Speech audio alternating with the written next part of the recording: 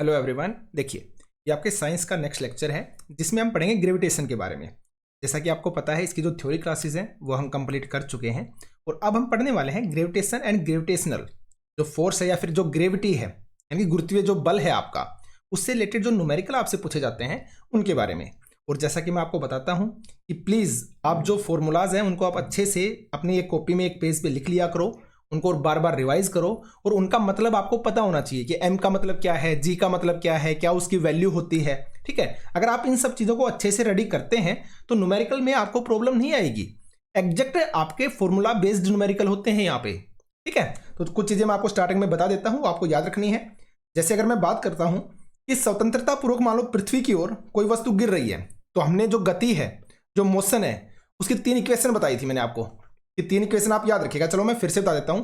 First आपकी v equal to u plus में gt। अब यहां पे अगर आपको याद हो, हम a का यूज करते थे, लेकिन यहां पे हम ग्रेविटेशन के बारे में बात कर रहे हैं, गुरुत्वीय बल के बारे में बात कर रहे हैं, तो वो क्या होता है, आपका g होता है। तो इसलिए हम एक की जगह क्या लिख सकते हैं, g भी लिख सकते हैं। और ये मैंने थ्योरी क्लास में आपको समझाया भी था। ठीक है, इसी तरीके से एक होती है आपकी s इक्वल टू क्या होता है, ut प्लस में हाफ जीटी स्क्वायर, यहाँ पे 80 स्क्वायर आता था तो हम जीटी स्क्वायर लिख लेंगे। और थर्ड वाली क्या है आपका, वी स्क्वायर माइनस में यू स्क्वायर इक्वल टू में 2gh। अब वहां पे 2as लिखते थे हम, 2ah। ठीक है, 2as लिखते थे ना, तो यहाँ पे s क्या हो गई, आपकी हाइट हो गई। s की जगह क्या लिख दिया हमने, हाइट को लिख दिया। और यहाँ पे a की जगह क्या लिख दिया हमने, g को लिख दिया। पता है ना आपको, क्योंकि हाइट भी क्या है आपकी एक तरह से डिस्टेंस ही तो होती है ना। और यहाँ पे जब गुरुत्वीय बल होता है तो वहां पे हम हमेशा चीजों की ऊपर जाने की तरफ बात करते हैं। ठीक है ना, तो इसलिए हम क्या हाइट का क्या यूज करते हैं, डिस्टेंस को क्या यूज करते हैं, हम एच के तौर पे लिख देते हैं डिस्टेंस को, जो हाइट ऊपर की तरफ दूरी तय की जाती है उसको। और वहां पे हम एस का मतलब क्या लेते थे, दूरी लेते थे, विस्थापन लेते थे। ठीक है, तो ये चीजें आप याद रखिएगा। उसके बाद अगर मैं आपसे बात करूं तो आपको पता है गुरुत्वाकर्षण बल क्या होता है। मान लो दो आपके पास द्रव्यमान है, 2 वस्तुएं हैं जिनका द्रव्यमान m1 और m2 है। ठीक है, तो 2 m1 तथा m2 द्रव्यमान वाली r दूरी पर स्थित 2 वस्तुओं के बीच में जो गुरुत्वाकर्षण बल लगता है ना, जो ग्रेविटेशनल फोर्स लगता है ना, उसका फॉर्मूला क्या होता है आपको अलग से लिख लेना है। F इक्वल टू क्या होगा आपका, g m1 m2 अपॉन में r स्क्वायर। अब ये r स्क्वायर क्या है, आपकी दूरी है, तो दूरी का स्क्वायर। ये g क्या है, g आपका गुरुत्वीय स्थिरांक होता है, इसकी वैल्यू होती है, कांस्टेंट होता है, इसकी एक वैल्यू होती है, वो मैं बताऊंगा आपको आगे। और m1 और m2 क्या है, जो 2 वस्तुएं लिए हैं उनका क्या है, द्रव्यमान है ये, जो कि कभी चेंज नहीं होता, आपका कांस्टेंट होता है ये भी। ठीक है, तो F इक्वल टू क्या होता है, g m1 m2 अपॉन में r स्क्वायर। ठीक है, अब मैंने m1 और m2 को कांस्टेंट बोला है, कांस्टेंट का मतलब ये है पर्टिकुलर जो वस्तु होगी ना उसका अलग अलग होगा ये। कभी आप इसको नॉर्मल वैसे कांस्टेंट मान ले, ठीक है, कभी बताएं कि सर ने गलत बता दिया। ठीक है, तो गलत नहीं बता रहा हूं। F इक्वल टू क्या होता है, g m1 m2 अपॉन में r स्क्वायर। तो इस बात को याद रखिएगा आप। ये आपका ग्रेविटेशनल जो फोर्स है उसका फॉर्मूला हो गया। अगर यहां पे मैं भार की बात करूं, भार मतलब वेट, यानी कि W, यहां पे ये वर्क नहीं है, वेट है, तो वेट का फॉर्मूला क्या होता है, द्रव्यमान यानी कि m, और मल्टीप्लाई में क्या होता है आपका गुरुत्वीय त्वरण है कि g। तो W इक्वल टू mg भी हमने पढ़ा था, यहां पे m क्या है आपका वेट हो गया, और g क्या हो गया आपका गुरुत्वीय हो गया, गुरुत्वीय त्वरण हो गया। ठीक है, जैसे वहां पे a लिखते थे यहां पे हम g लिखते हैं, तो W इक्वल टू mg, ये भी आपको याद रखना है। इसके अलावा अगर मैं बात करूं, जो हम गुरुत्वीय g निकालते हैं, तो हम गुरुत्वीय त्वरण निकालते हैं डायरेक्ट, हम जो हम g निकालते हैं उसका फॉर्मूला क्या होता है, नॉर्मल सी बात है, आपको पता होना चाहिए, गुरुत्वीय स्थिरांक यानी कि g मल्टीप्लाई में पृथ्वी का द्रव्यमान, और डिवाइड में क्या करेंगे आप, पृथ्वी का अर्धव्यास यानी कि त्रिज्या। तो पृथ्वी की त्रिज्या है ना, पृथ्वी की त्रिज्या का स्क्वायर। इससे हम g की वैल्यू निकाल लेते हैं, जो आपको पता होगा g की वैल्यू क्या होती है, 9.8 न्यूटन भी लिख देते हैं। ठीक है, तो 9.8 होते हैं, इसको अप्रोक्सीमेट हम 10 भी लिख लेते हैं, वो हम आगे बात करेंगे। ठीक है, तो ये सारी की सारी चीजें आपको अच्छे से याद रखनी है। इसके अलावा और भी कुछ चीजें हैं जो आपको याद रखनी है, जैसे देखो मैं बता भी देता हूं आपको डायरेक्ट ही, इसको थोड़ा सा यहां से रब कर देता हूं। ठीक है, तो ये वाली चीजें आप लिख लेना अलग से, जो मैंने आपको गति की 3 इक्वेशन बताई हैं। F की जो वैल्यू है, गुरुत्वाकर्षण जो बल होता है उसका मैंने आपको बताया है, फॉर्मूला बताया है। W इक्वल टू mg मैंने आपको फॉर्मूला बताया, और g की वैल्यू कैसे निकालते हैं वो मैंने आपको फॉर्मूला बताया। इसके अलावा आपको याद रखना है g की वैल्यू को, और g को क्या बोलते हैं, हम गुरुत्वीय त्वरण बोलते हैं। तो g की वैल्यू होती है आपकी 9.8 मीटर पर सेकेंड स्क्वायर, 9.8 मीटर पर सेकेंड स्क्वायर। और इसको हम अप्रोक्स क्या लिख सकते हैं, 10 भी लिख देते हैं, 10 मीटर पर सेकंड स्क्वायर। आपने देखा होगा ना, काफी बार न्यूमेरिकल के अंदर वो डायरेक्ट 10 भी देते हैं। खुद से लिख के, ठीक है। और एक मैंने बोला था गुरुत्वीय स्थिरांक यानी जी, कैपिटल जी, और उसकी मैंने बताई थी इसकी वैल्यू को आपको याद रखना है। क्या होती है इसकी वैल्यू? 6.673 इंटू में 10⁻⁻11 न्यूटन मीटर स्क्वायर पर किलोग्राम स्क्वायर। ये होता है आपका जी का मान, जी की value 6.673 into 10⁻⁻11 newton metre square पर किलोग्राम स्क्वायर। और ये याद रखनी है आपको। याद क्यों रखनी है? क्योंकि न्यूमेरिकल में आपकी ये चीजें पूछी जाती हैं, तो वहां पे अगर आपको जी की वैल्यू रखनी पड़ गई ना, तो आपको ये याद होनी चाहिए कि वैल्यू एक्चुअल में होती क्या है। जी का ये वाला मान आपको याद होना चाहिए, गुरुत्वीय त्वरण का मान, ठीक है। तो ये सारी की सारी चीजें आपको अच्छे से याद रखनी है। इसके अलावा क्या याद रखोगे आप? घनत्व, जब हम डेंसिटी बोलते हैं ना, तो घनत्व का फॉर्मूला क्या होता है? द्रव्यमान अपॉन में आयतन। ये क्या होता है? आपका घनत्व का फॉर्मूला होता है। अगर मैं आपेक्षिक घनत्व की बात करूं, घनत्व और आपेक्षिक घनत्व आपका अलग अलग होता है। तो अगर मैं आपेक्षिक घनत्व की बात करता हूं, तो यहां पे आप क्या करोगे? वस्तु का घनत्व अपॉन में पानी का घनत्व,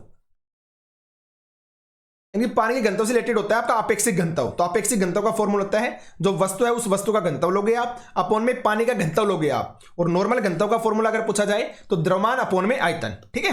तो ये आपको अच्छे से याद रखना है। तो ये सिर्फ और सिर्फ यही फॉर्मूले आप याद रखिएगा, बार बार इनको रिवाइज कीजिएगा। अगर कोई और काम का आता है तो वो भी मैं आपको क्वेश्चन के समय बता दूंगा, ठीक है। तो चलिए अब क्वेश्चन को स्टार्ट कर देते हैं फर्स्ट वाले क्वेश्चन से ही। इसको मैं एक बार रब कर देता हूं ताकि हम क्वेश्चंस को आराम से इजीली कर सकें। तो प्लीज आप इनको अलग से लिख लेना, ठीक है, और बार बार इनको रिवाइज करना। अगर अच्छे से आप रिवाइज करोगे और अच्छे से आपको फॉर्मूला याद होंगे कि इसका मतलब क्या होता है, जी का मतलब क्या है, कैपिटल जी का मतलब क्या है, तो चीजें आपके लिए इजी होंगी। M1 का मतलब क्या होता है, ठीक है, V का मतलब क्या है, G का मतलब क्या है, T का मतलब क्या है, ये सारी चीजें आपको अच्छे से याद रखनी है भाई, ठीक है। और जो वैल्यू फिक्स है वो तो याद रखनी ही है, जैसे जी की वैल्यू 9.8 मीटर पर सेकंड स्क्वायर होती है, इस तरीके से, ठीक है। चलिए अब क्वेश्चन को स्टार्ट करते हैं हम। तो आपका फर्स्ट क्वेश्चन है कि एक तुला है। तुला का मतलब होता है एक वेटिंग मशीन, जिसके ऊपर आप भार को मापते हो, वेट को मापते हो।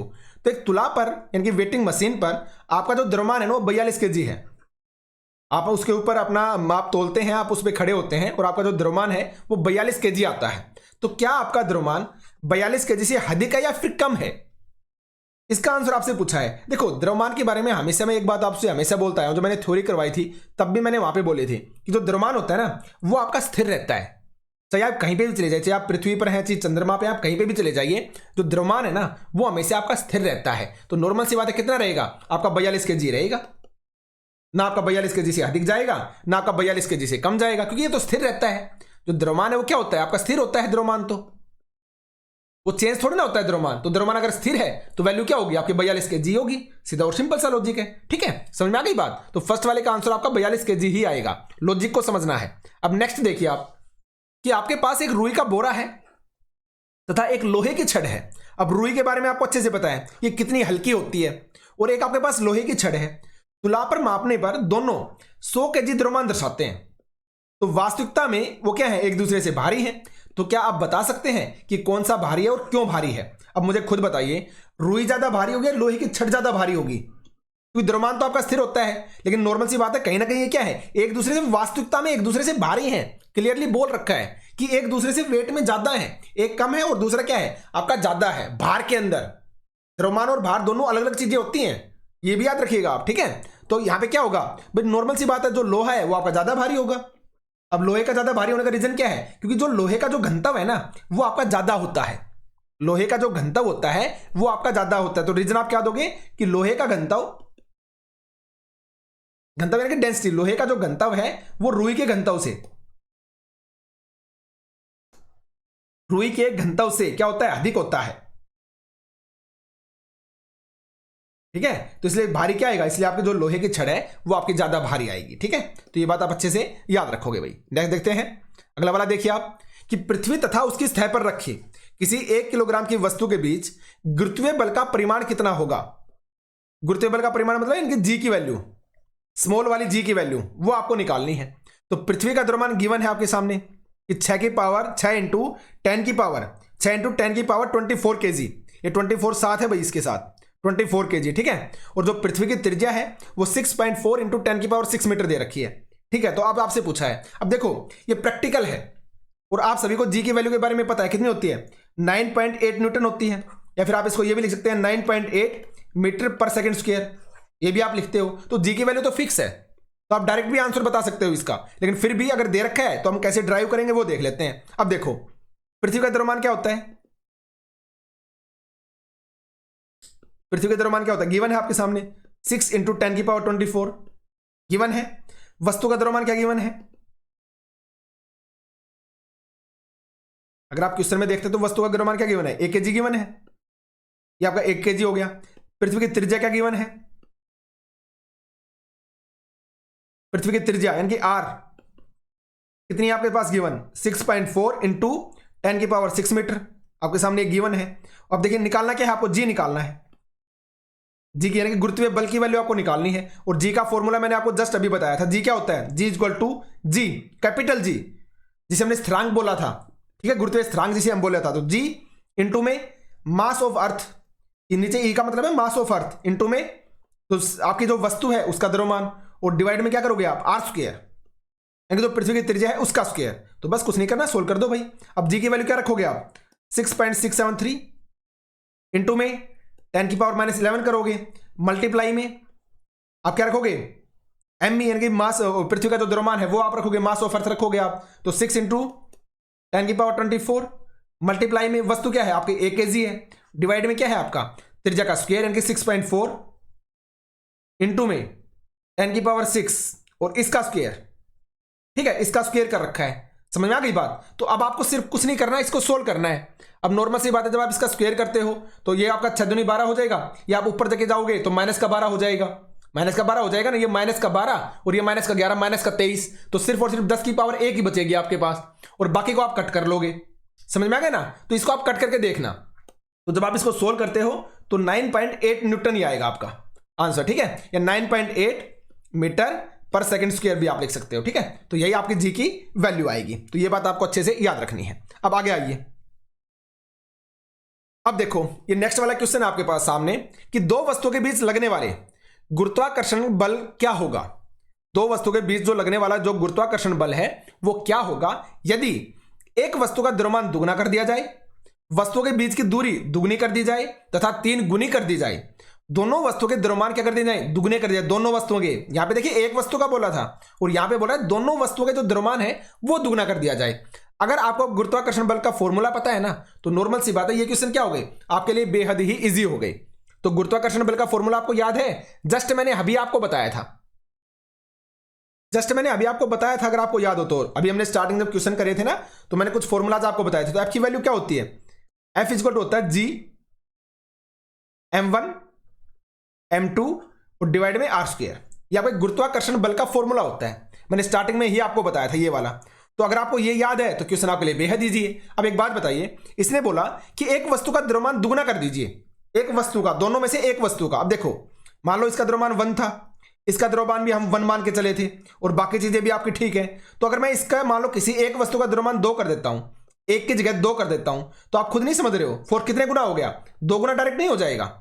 आप खुद बताइए, अगर आप एक वस्तु का द्रव्यमान दुगना कर देते हैं तो गुना में आपको यहां पे 2 करना पड़ेगा ना, पहले आप यहां पे 1 रखते थे, अब आपको यहां पे 2 रखना पड़ेगा। तो कहीं ना कहीं फोर्स गुना में कितना गुना हो गया आपका, 2 गुना नहीं होगा डायरेक्ट। बाकी चीजें तो देखने की जरूरत नहीं है, तो कितने गुना हो जाएगा, जो फोर्स है, जो द्रव्यमान गुरुत्वाकर्षण बल है आपका 2 गुना होगा। तो फर्स्ट वाले का जो आंसर आ जाएगा ना वो आपका क्या हो जाएगा, दुगना। और रीजन क्या है कि जो फोर्स है ना वो डायरेक्टली प्रोपोर्शनल टू होता है m1 और m2 के। आपको भी अच्छे से दिख रहा है भाई, f किसके डायरेक्टली प्रोपोर्शनल टू है, m1 के, और दूसरा क्या है f directly proportional to m2 भी है, और f इनवर्सली प्रोपोर्शनल टू है r स्क्वायर के। ये चीज तो आपको क्लियरली दिख रही है ना।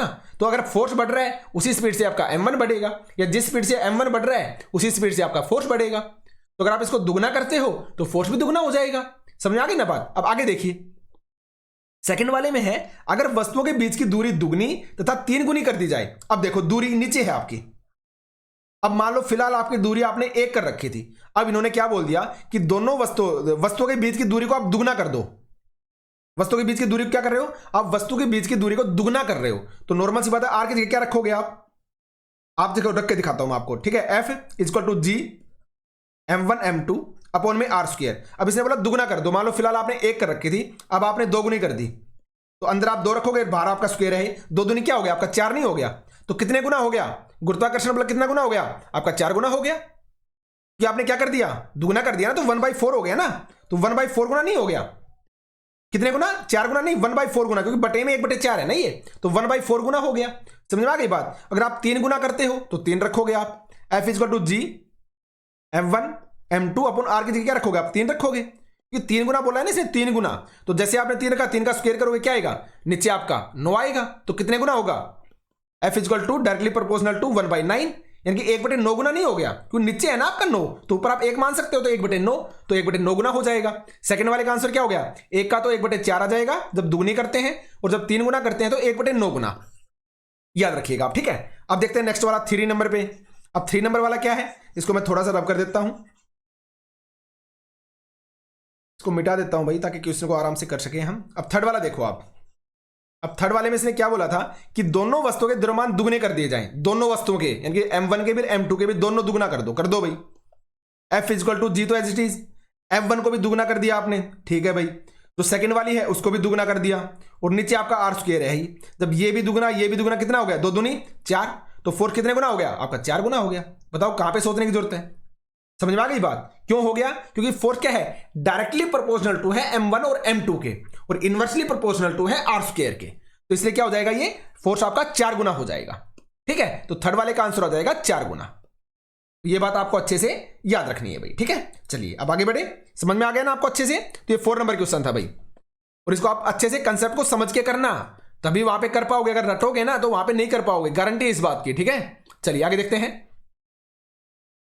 नेक्स्ट वाला जो क्वेश्चन आपको दे रखा है, एक सेकेंड भाई, थोड़ा सा कर्सर काम कम कर रहा है। देखिए नेक्स्ट क्वेश्चन की तरफ चलते हैं हम, नेक्स्ट क्वेश्चन को देखते हैं। नेक्स्ट क्वेश्चन में आपका क्या बोला गया है, देखिए कि चंद्रमा की सतह पर जो गुरुत्वीय बल है पृथ्वी की सतह पर गुरुत्वीय बल की अपेक्षा 1/6 गुना है। अब ये चीज तो हमें पहले से पता है कि जो चंद्रमा पे जो आपका गुरुत्वीय बल जो होता है ना, पृथ्वी पर जितना होता है ना, उसके 1/6 गुना होता है चंद्रमा के ऊपर, ठीक है। तो 10 kg की वस्तु को चंद्रमा पर तथा पृथ्वी पर न्यूटन में भार क्या होगा? भार पूछा है। द्रव्यमान के बारे में तो आपको अच्छे से पता है, द्रव्यमान को फिक्स है, चाहे आप कहीं पे भी चले जाइए, पृथ्वी पे हो, चंद्रमा पे हो, कहीं पे भी रहिए, द्रव्यमान आपका फिक्स रहता है। किसमें चेंज आता है? आपके भार के अंदर, ठीक है, और आपके गुरुत्वीय बल के अंदर, ठीक है। अब यहां पे क्लियरली लिख रखा है कि चंद्रमा की सतह पर जो गुरुत्वीय बल है ना, पृथ्वी की सतह पर गुरुत्वीय बल की अपेक्षा 1/6 गुना है, ठीक है। तो कहने का मतलब क्या हो गया? अगर मान लो आपका पृथ्वी पे भार कितना है? 72 है ना, तो चंद्रमा पर क्या होगा? 1/6, 72 का 1/6, 6 कम 6, 6 कम 6, और उसके बाद क्या बचा आपका? 6 कम 6, 1 बच गया, 6 दूनी 12, तो कितना हो जाएगा आपका? 12 हो जाएगा, ठीक है। इतना ज्यादा फर्क हो जाता है, इस बात को समझिएगा आप, ठीक है। तो अब क्वेश्चन पे लौटते हैं। अब इसने क्वेश्चन के अंदर बोला क्या था कि मान लो वस्तु का द्रव्यमान क्या दे रखा है? वस्तु का पृथ्वी पर द्रव्यमान, वस्तु का द्रव्यमान पृथ्वी पर कितने केजी दे रखा है? 10 kg। क्वेश्चन के अंदर 10 kg दे रखा है ना, 10 kg दे रखा है। और पृथ्वी पर गुरुत्वाकर्षण बल क्या होता है? गुरुत्वीय बल, जी, गुरुत्वीय बल। तो गुरुत्वीय बल है जी, जी की वैल्यू क्या होती है? आपको अच्छे से पता है, 9.8 मीटर पर सेकंड स्क्वायर, यही होती है ना। अब आपको भार W निकालना है। भार हमने अभी थोड़ी देर पहले पढ़ा था ना, क्या होती है भार की वैल्यू? mg होती है ना, mg। तो m की वैल्यू क्या है? 10 है, g की वैल्यू क्या है? 9.8 है। तो जब आप इसको सोल्व करोगे तो हमें न्यूटन में निकालना था, तो एक दशमलव यहां से हट जाएगा, तो क्या जाएगा? 98 न्यूटन नहीं आ जाएगा। तो ये आपका आंसर आ गया पहले के लिए, ठीक है, कि वस्तु को चंद्रमा तथा पृथ्वी पर न्यूटन में भार क्या होगा? तो चंद्रमा पर, पृथ्वी पर तो आपने निकाल दिया, 98 न्यूटन होगा। अब चलिए चंद्रमा के ऊपर, तो चंद्रमा पर क्या होता है वस्तु का भार? वस्तु का द्रव्यमान, तो वस्तु का द्रव्यमान चंद्रमा पर, तो द्रव्यमान तो आपका फिक्स रहेगा, हम पहले भी बता चुका हूं। तो 10 kg आया आपका, द्रव्यमान तो फिक्स रहता है ना हमेशा, जी आप कहीं पे भी चले जाइए, तो ये तो 10 kg रहेगा। लेकिन गुरुत्व क्या होता है? जी क्या होता है? जी आपका होता है पृथ्वी वाले के 1/6। तो यहां पे पृथ्वी पे क्या होता है? 9/8 होता है ना, 9.8। तो पृथ्वी पर क्या होगा? इसका 1/6 यही होगा। तो कितना आएगा? 9.8/6 मीटर पर सेकंड स्क्वायर होगा। ये जी की वैल्यू कहां पे होगी? चंद्रमा के ऊपर, ठीक है। अब हमें निकालना क्या था कि वस्तु का चंद्रमा पर भार, यानी कि W की वैल्यू निकालनी थी चंद्रमा पर। वस्तु की भार निकला था चंद्रमा पर, क्या होगा आपका? mg1। अब हमने इसको g1 मान लिया था, ठीक है, क्योंकि एक आपके g ऊपर होता है ना 9.8 वाला, तो उसमें g1 मान लिया था। तो m इंटू में क्या करोगे? g1, यानी कि 9.8/6, और m की वैल्यू क्या थी? हमने ऊपर पढ़ी थी, m की वैल्यू क्या थी आपकी 10 थी, इसको 10 पुट कर दीजिए आप, कुछ नहीं करना, बस कट करना है, कर लो कट इसको आप। जब आप इसको कट करते हैं तो कट करके देखिए आप, 2 से चला जाएगा, 2 तिया 6, 2 पंजे 10, आप इसको करो, 5 8 40, बच गए 4, 5 9 45, 45 से 4 49, और अपोन में आपका 3 भी आएगा, एक के बाद दशमलव भी है, ठीक है। अब इसको कर दो, बस कुछ नहीं करना, कर दो भाई, 3 एकम 3, बच गया 1, 3 6 18, बच गया 1, 3 तिया 9, तो 16.3 न्यूटन क्या आ गया आपका आंसर आ गया।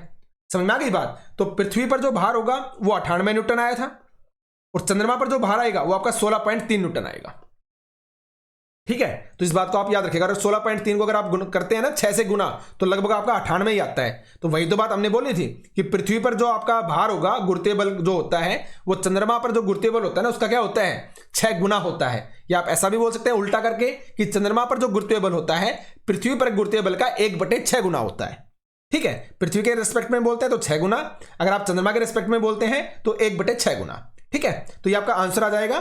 पृथ्वी पर अगर पूछा जाए तो 98 न्यूटन आ गया, और चंद्रमा पर पूछा तो 16.3 न्यूटन आपका आ गया है, ठीक है। चलिए अब आगे बढ़ते हैं। अब नेक्स्ट क्वेश्चन को देखो आप, 6 नंबर क्वेश्चन को, बहुत ही अच्छा क्वेश्चन है और अच्छे से समझते हुए करेंगे हम, ठीक है। देखो भाई कि एक गेंद ऊर्ध्वाधर दिशा में, ऊपर की दिशा में, ऊपर की ओर 49 मीटर पर सेकंड के वेग से फेंकी जाती है। एक गेंद है ऊर्ध्वाधर दिशा में ऊपर की ओर 49 मीटर पर सेकंड के वेग से फेंकी जाती है। तो आपको निकालना क्या है कि अधिकतम ऊंचाई जहां तक की गेंद पहुंचती है, आपको यह निकालनी है। अधिकतम ऊंचाई नहीं, एच की वैल्यू, कहीं ना कहीं एच की वैल्यू निकाल रहे हो, एच बोल सकते हो आप, एस भी बोल सकते हो। एच यानी कि दूरी होती है ना, एस भी क्या होती है, दूरी होती है। और दूसरा क्या निकालना है, पृथ्वी की सतह पर वापस लौटने में कुल लिया गया समय, यानी कि टी की वैल्यू निकालनी है आपको। देखिए आप कैसे करोगे। अब एक बात बताओ मुझे, जब आप किसी वस्तु को ऊपर की तरफ फेंक रहे हो तो प्रारंभिक वेग क्या होगा, प्रारंभिक वेग जिसे हम यू से लिखते हैं, क्या आएगा आपका 49 मीटर पर सेकंड नहीं आएगा।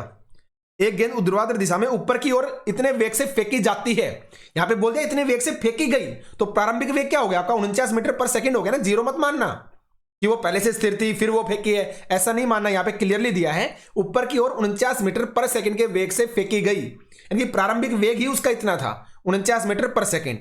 अंतिम वेग क्या है, बिल्कुल नहीं दे रखा, क्योंकि v की वैल्यू तो दे नहीं रखी।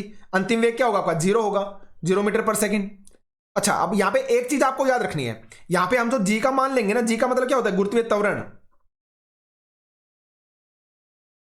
गुरुत्वीय त्वरण का जो मान लेंगे ना, क्या होता है आपका 9.8 मीटर पर सेकंड स्क्वायर, ये होता है ना। साथ में आप माइनस लगाओगे, और ये माइनस इसलिए लगा है क्योंकि वस्तु आपके ऊपर की तरफ जा रही है, और गुरुत्वाकर्षण बल क्या होता है जो वस्तु को नीचे की तरफ खींचता है। लेकिन यहां पे बात हो रही है ऊपर की तरफ जाने की। तो जब भी किसी वस्तु को हम ऊपर की तरफ फेंकेंगे ना, और वहां पे अगर आप फेंकते हैं जब ऊपर की तरफ, और वहां पे जब अगर जी की वैल्यू लेनी है तो उसके साथ में हम माइनस लेंगे, याद रखना इस बात को आप, ठीक है। तो माइनस का 9.8 मीटर पर सेकंड स्क्वायर हो गया। अब बताओ क्या निकालना है, पहले वाले में क्या निकालना था, यहां पे उसने बताया ऊंचाई। ऊंचाई का मतलब आप एस मान लो चाहे एच मान लो। अब आपके पास ऐसा कोई फॉर्मूला है, बिल्कुल है, जहां पे वी हो यू हो और आपकी जी की वैल्यू गिवन हो। तो देखो मैंने बताया था वी स्क्वायर माइनस में यू स्क्वायर इक्वल टू में 2GS, ठीक है। हम 2AS लिखते थे ना, यहां पे हमने 2GS लिख दिया। कुछ नहीं करना, सिर्फ वैल्यू पुट करनी है, कर दो भाई। यहां से अगर मैं एस की वैल्यू निकालना चाहूं कैसे निकालूंगा, ऐसे तो निकालना था, ऐसे मतलब हाइट, तो एस की वैल्यू क्या होगी वी स्क्वायर माइनस में यू स्क्वायर अपॉन में 2G। मैंने आपको ऊपर बता दिया है, चाहे आप हाइट बोल लो चाहे आप डिस्टेंस बोल लो, एस बोल लो, बात बराबर ही है, क्योंकि ऊपर की तरफ ही तो होता है ना गुरुत्वीय बल में। तो उसी को हम क्या बोलते हैं हाइट भी, और उसी को हम डिस्टेंस बोल देते हैं, ठीक है। तो याद रखिएगा आप, आपको वैल्यू पुट करनी है, कुछ नहीं करना। अब वी की स्क्वायर क्या है आपके पास 0 है, तो 0 का स्क्वायर माइनस में यू क्या है माइनस 49 है, तो 49 का स्क्वायर अपॉन में क्या करोगे 2 इंटू में जी की वैल्यू क्या है माइनस 9.8, तो ये आपने पुट कर दी। अब कुछ नहीं करना, इसको सोल्व करना है भाई, कर दो सोल्व। माइनस का 49 इंटू में 49, क्योंकि स्क्वायर हो रहा है ना, तो माइनस का 49, यानी ये माइनस आपका भार है, तो इसलिए सिर्फ एक माइनस लगा हुआ है यहां पे, ठीक है। 49 इंटू 49 दो बार होगा आपका, और डिवाइड में क्या है 2 माइनस में ये। जब इसको सोल्व करते हो तो इसको मल्टीप्लाई करो भाई, क्या आएगा 19.6 आएगा भाई। 2 8 16, 1 2 ने 18 19, 19.6 आया ना। तो इस माइनस से ये माइनस आपका कट जाएगा, और जब आप इसको सोल्व करते हो मल्टीप्लाई करके, यहां पे इसको 10 को ऊपर लेके जाओ, जब आप इसको कट करते हो और जब सोल्व करते हो ना, तो ये आएगा आपका 122.5 मीटर, ये आपकी हाइट आ गई। कि जो अतः गेंद अधिकतम हाइट कितने पर जाएगी, 122.5 मीटर हाइट तक जाएगी, 122.5 मीटर तक। तो ये तो आ गई आपकी हाइट। अब इसने पूछ लिया कि ऊपर से नीचे की तरफ, मतलब ऊपर क्या बोला है, पृथ्वी की सतह पर वापस लौटने में लिया गया कुल समय उसे कितना लगेगा। जब वो लौट रही है वापस पृथ्वी की तरफ, तो पृथ्वी की तरफ वापस लौटने में उसने द्वारा कितना समय लेगा, टी की वैल्यू पूछ ली। तो कैसे निकालोगे, वही तरीका, क्या होता है टी का value, v minus u by g. ये आपको याद होगा ना, जो हम निकालते थे, ए इक्वल टू क्या होता है, v minus u by t, लिखते थे ना, a equal to v minus u by t. तो एक ही जगह क्या लिखते हैं हम, एक ही जगह, अब हम g लिखने लग गए। ये मैंने तरीका आपको बताया था ना। तो t आपका इधर आ जाएगा, g आपका वापस से नीचे चला जाएगा। तो t की वैल्यू क्या है, v माइनस यू बाई में g। अब देखो कैसे करोगे, 0 माइनस में 49, क्योंकि v की वैल्यू तो 0 है, u की 49 है, डिवाइड में g की वैल्यू क्या है हमारे पास, माइनस का 9.8 है। ठीक है, तो कट कर दो, बस कुछ नहीं करना। अब यहां पे 10 ऊपर चला जाएगा, तो आप इसको जब कट करते हो तो क्या आएगा आपका, ये 5 सेकंड आ जाएगा। आप करके देख सकते हो, 5 8 40, 4 5 9 45 4 49, 490 हो गया ना।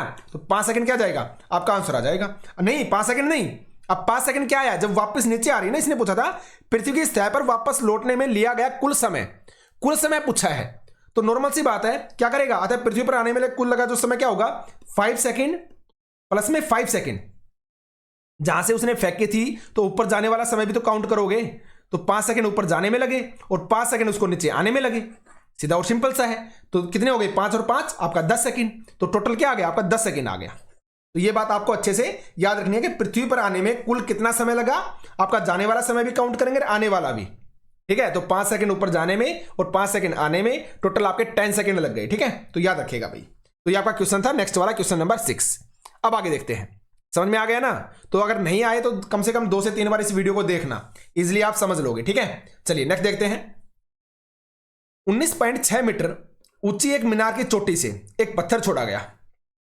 ठीक है, मान लो कोई एक मीनार है, कोई छत है, मान लो ये, मान लो, और कितनी दूरी पर है ये, 19.6 मीटर इसकी हाइट। 19.6 मीटर ऊंची एक मीनार की चोटी से एक पत्थर छोड़ा जाता है नीचे की तरफ। इस तरह से नीचे की तरफ एक पत्थर छोड़ा जाता है, ये पत्थर है, ये इस तरह से नीचे की तरफ गिरा जाता है। ठीक है, पृथ्वी पर पहुंचने से पहले इसका अंतिम वेग ज्ञात कीजिए कि इसका अंतिम वेग क्या होगा, ये आपसे पूछा है। कैसे करोगे, देखिए करते हैं स्टार्ट। अब देखो प्रारंभिक वेग क्या है, आपको यहां पे प्रारंभिक वेग पता है, नहीं पता, क्या होता है, 0 होता है। नॉर्मल सी बात, अगर नहीं पता तो 0 मीटर पर सेकेंड। ठीक है, अंतिम वेग यानी कि v, ये आपका u होता है ना, प्रारंभिक वेग u होता है, अंतिम वेग v। तो v तो हमें निकालना ही है, इसके बारे में तो बिल्कुल नहीं पता है। अब ऊंचाई क्या है, यानी डिस्टेंस क्या है, डिस्टेंस भाई आप छत से फेंक रहे हो ना, तो डिस्टेंस तो आपको पता है ना, कितनी कवर करनी है पत्थर को, 19.6 मीटर कवर करनी है ना। तो डिस्टेंस क्या है, s। मीनार की चोटी की ऊंचाई कितनी है, या s कितनी है, 19.6 मीटर है, ये भी आपको पता है। g की वैल्यू क्या है आपकी, 9.8 मीटर पर सेकंड स्क्वायर है। अब देखिए यहां पे माइनस नहीं लिया, क्यों नहीं लिया, क्योंकि नीचे की तरफ आप फेंक रहे हो इस वजह से। ठीक है, अब निकालना क्या था हमें निकालना था वेग, v निकालना था। तो फॉर्मूला क्या होता है, v स्क्वायर माइनस में u स्क्वायर इक्वल टू में 2gs। तो अगर यहां से हमें v निकालनी है तो निकाल लो भाई। कैसे निकालोगे, पुट कर दो वैल्यू सिर्फ। तो v तो हमें निकालना है, तो v स्क्वायर एक्सिस लिख लो, माइनस में u क्या है आपका 0 है, तो 0 का स्क्वायर हो गया इक्वल टू में 2gs। अब gs का मतलब क्या है, 2 इंटू में g की वैल्यू क्या है 9.8 है, और s की वैल्यू क्या है 19.6 है। ठीक है, तो ये तो 0 हो गया, इसका तो कोई मतलब ही नहीं है। तो v स्क्वायर आपका ये आ गया। ठीक है, अब यहां से आपको निकालना है, तो v स्क्वायर इक्वल टू में, अब इसको मल्टीप्लाई कर दो, 19.6 इंटू में 19.6। भाई ये 2 को आप 9.8 से मल्टीप्लाई करोगे तो 19.6 ही तो बनेगा ना, और एक आपका 19.6 ये है। तो अगर मुझे सिर्फ और सिर्फ v निकालना हो तो क्या करूंगा, इसका अनरूट कर दूंगा। तो अनरूट का मतलब क्या है, जब 2 अंदर है तो 1 बाहर आ जाएगा। तो आंसर क्या आ गया आपका, 19.6 मीटर पर सेकेंड आ गया। यही आपका आंसर आ गया v की वैल्यू। समझ में आ गई बात। तो एकदम इजी क्वेश्चंस हैं अगर आपको फॉर्मूले याद है, सीधा और सिंपल सा लॉजिक है। ठीक है, अगर फॉर्मूले याद हैं तो रियल में ही बेहद ही इजी क्वेश्चन है ये, अगर फॉर्मूले याद है तो। ठीक है, आगे देखते हैं भाई। ये आपका 7 नंबर क्वेश्चन हो गया। अब 8 नंबर की तरफ चलते हैं कि कोई पत्थर, क्वेश्चन नंबर 8 है, कोई पत्थर ऊर्ध्वाधर दिशा में ऊपर की ओर 40 मीटर पर सेकंड के प्रारंभिक वेग से फेंका गया। इसने क्लियरली बता दिया कि प्रारंभिक वेग है 40 मीटर पर सेकंड।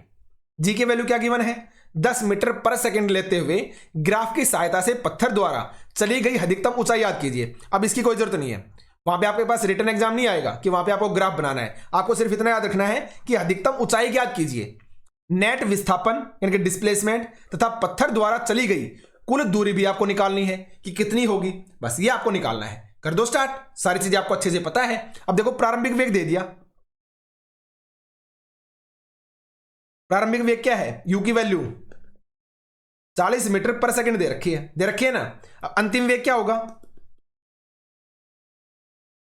अंतिम वेग वी से लिखते हैं ना, तो अंतिम वेग तो आपको नहीं पता, तो 0 मीटर पर सेकंड, सीधा और सिंपल सा है। जी की वैल्यू आपको पता है क्या है, 10 मीटर पर सेकंड स्क्वायर, लेकिन क्या लोगे माइनस में क्यों, क्योंकि पत्थर को आप ऊपर की तरफ फेंक रहे हो। मैंने बताया था ना, जब किसी चीज को ऊपर की तरफ लेके जाओगे ना तो जी की वैल्यू क्या लोगे, माइनस में लोगे। रीजन क्या है, क्योंकि जी आपका नीचे की तरफ लगता है हमेशा, और जब आप वस्तु को ऊपर की तरफ फेंक रहे हो तो माइनस में लेना पड़ेगा। सीधा और सिंपल सा लॉजिक अपोजिट हो गया। तो जी की वैल्यू क्या होगी, -10 मीटर पर सेकंड स्क्वायर। इतना समझ में आ गया। अब निकालना क्या है, आपको चाहिए क्या, अधिकतम ऊंचाई।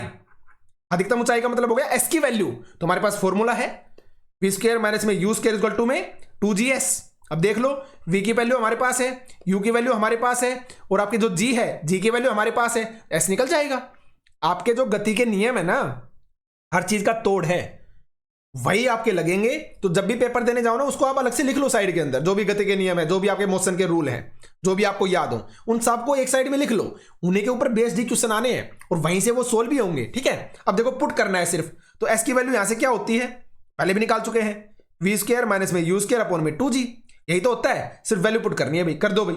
अब वी की वैल्यू क्या है, 0 है, तो 0 का स्क्वायर माइनस में 40 का स्क्वायर, यू की वैल्यू 40 है ना, तो वी स्क्वायर माइनस में यू स्क्वायर अपॉन में 2, और जी की वैल्यू क्या है, -10 है। बस कुछ नहीं करना, पुट करना है, कर दो भाई। तो आपका ये क्या हो जाएगा, -40 गुना 40। अब ये मत सोचना कि 40 के साथ माइनस क्यों नहीं लगा, ये माइनस बाहर लगा हुआ है, तो इसलिए सिर्फ एक माइनस आएगा, इंटू में 40 इंटू में 40 डिवाइड में ये क्या हो जाएगा, -20, यही होगा ना। अब इसको कैंसिल कर दो भाई, 20 से कम 20, 20 दूनी 40, अब 40 दूनी 80, क्या गया आपका 80 मीटर आ गया। अधिकतम हाइट क्या होगी आपकी, 80 मीटर होगी। सीधा और सिंपल सा है। अब देखो, अब नेट आगे क्या निकालना था, नेट विस्थापन कि डिस्प्लेसमेंट कितना हुआ तथा पत्थर द्वारा चली गई कुल दूरी भी आपको निकालनी है। तो डिस्प्लेसमेंट निकालोगे, आप क्या निकालोगे, पहले हम दूरी निकाल लेते हैं। दूरी बताओ भाई। अब 80 मीटर अगर वो अधिकतम दूरी तक गई है ऊपर, तो 80 मीटर उसे नीचे भी तो आना पड़ेगा। तो 80 मीटर तो आपके ऊपर जाने में होगी, 80 मीटर आपके नीचे आने में होगी, तो टोटल कितनी होगी, 160 मीटर नहीं होगी। सीधा और सिंपल सा आंसर आ गया। ठीक है, अब विस्थापन पूछा है, तो विस्थापन मैंने क्या बताया था, शॉर्टेस्ट डिस्टेंस। जब किसी पत्थर को ऊपर फेंक दिया और वो पत्थर आपका नीचे भी वापस आ गया यहीं पे ही, तो विस्थापन कितना हुआ, 0। सोचने की जरूरत नहीं है। विस्थापन क्या होता है, आपकी शॉर्टेस्ट डिस्टेंस होती है किसी भी दो पॉइंट की। जब पत्थर आपने ऊपर फेंका और पत्थर वापस आपका नीचे आ गया, तो शॉर्टेस्ट डिस्टेंस क्या हो गई, 0 नहीं होगी। जहां से फेंका था वहीं पे वापस आ गया, तो विस्थापन तो हुआ ही नहीं, तो इसलिए क्या हो जाएगा आपका 0 हो जाएगा। और दूरी क्या होगी, 80 मीटर। जब उसने अधिकतम दूरी तय की है ऊपर की तरफ, तो 80 मीटर ऊपर गया, 80 मीटर नीचे आया, तो टोटल दूरी कितनी होगी, 160 मीटर उसने कवर की है। अब ये मत सोचना कि सर 80 मीटर ऊपर जाके वो रुक गया, रुकेगा कैसे, पृथ्वी तो हर चीज को नीचे की तरफ खींचेगी। जब तो हम जी की वैल्यू ऊपर की तरफ -10 ले रहे हैं, समझ में आ गई ना बात। तो आंसर क्या हो जाएगा, 160 मीटर, 0 और ऊपर वाला आपने निकाल ही लिया था। एस की वैल्यू क्या आई थी, 80 मीटर आई थी। ठीक है, तो याद रखिएगा भैया आप। तो ये आपका क्वेश्चन नंबर 8 हो गया है। ठीक है, अगर समझ में नहीं आए तो 1 से 2 बार इसको करके देखना, 2 से 3 बार वीडियो को सुनना, आएगा 100%। ठीक है, याद रखिएगा भाई। तो ये आपका क्वेश्चन हो गया, क्वेश्चन नंबर 8। चलिए अब आगे बढ़ते हैं। अब देखो 9 नंबर क्वेश्चन है, एकदम ईजी है, नॉर्मल सी बात है, क्लियरली दे भी रखा है कि पृथ्वी तथा सूर्य के बीच गुरुत्वाकर्षण बल ने आपको निकालना है।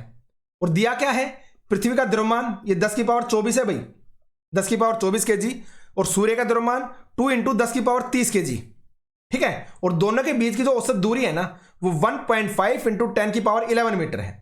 तो आपको निकालना क्या है, आपको निकालना है गुरुत्वाकर्षण बल, F की वैल्यू। तो आपको पता है F की वैल्यू क्या होता है, F का फॉर्मूला क्या होता है, F इक्वल टू क्या होता है, G me अपॉन में ms। अब ये me और ms क्यों लिख रहा हूं, E का मतलब क्या हो गया, द्रव्यमान ऑफ पृथ्वी, S का मतलब क्या हो गया, द्रव्यमान ऑफ सन यानी कि सूर्य का द्रव्यमान, डिवाइड में क्या करोगे आप, RE स्क्वायर करोगे, RS का स्क्वायर, यानी कि जो आपका सन है, दोनों के बीच की औसत दूरी जो है ना, जो बीच की दूरी है उसी तो करोगे ना, तो उसका स्क्वायर हो जाएगा। समझ में आ गई बात। अब देखो यहां पे आपको क्या क्या चीजें पता है, आपको me पता है जो हमें फॉर्मूला के अंदर चाहिए। me की वैल्यू क्या है, 6 × 10 की पावर 24 kg। ठीक है, आपको ms चाहिए, ये वाला ms ms की वैल्यू भी आपको गिवन है, 2 इंटू में 10 की पावर 30 kg आपको गिवन है। अब दोनों के बीच की RS चाहिए आपको, डिस्टेंस दूरी, तो RS क्या हो गई आपकी 1.5, ये भी आपके गिवन है, 1.5 इंटू 10 की पावर 11 मीटर, ये भी आपके गिवन है यहाँ पे।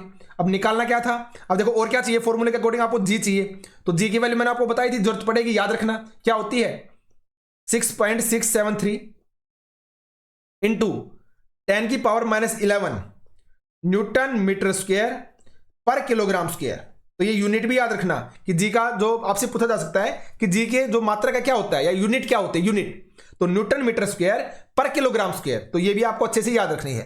अगर आपको निकालना आता है तो आपके लिए नॉर्मल सी बात है, वैसे इजी है, तब तो आप निकाल ही पाओगे, ठीक है ना। तो इस चीज को आप अच्छे से याद रखोगे भाई, न्यूटन मीटर स्क्वायर पर किलोग्राम स्क्वायर, ठीक है, समझ में आ गई बात। तो ये भी आपको याद रखना जी की वैल्यू कैसे निकालते हैं, ठीक है ना, समझ में आ गई ना बात। अगर मैं आपको निकालना बताऊं वैसे देखो कैसे निकालोगे, ये यूनिट कैसे निकालते हैं पता है आपको। अब देखो जी की वैल्यू निकालनी है तो जी को आप यहां पे रहने दो, बाकी को उस साइड लेके जाओ, एफ आर एस का स्क्वायर अपॉन में क्या हो जाएगा एम ई और एम एस। अब एफ का मात्रक क्या होता है, न्यूटन होता है, तो न्यूटन लगा दिया, ठीक है। आर एस क्या होती है, डिस्टेंस, डिस्टेंस किसमें है, मीटर के अंदर होती है, तो मीटर कर दिया, और इसका स्क्वायर है तो इसलिए मीटर का स्क्वायर करना पड़ा। अब ये क्या होते हैं, द्रव्यमान किसमें होते हैं, आपके किलोग्राम में, तो इसलिए किलोग्राम, एक ये किलोग्राम एक ये किलोग्राम, तो किलोग्राम स्क्वायर, ऊपर जाके क्या लगाते हैं हम, पर किलोग्राम स्क्वायर, मिल गया।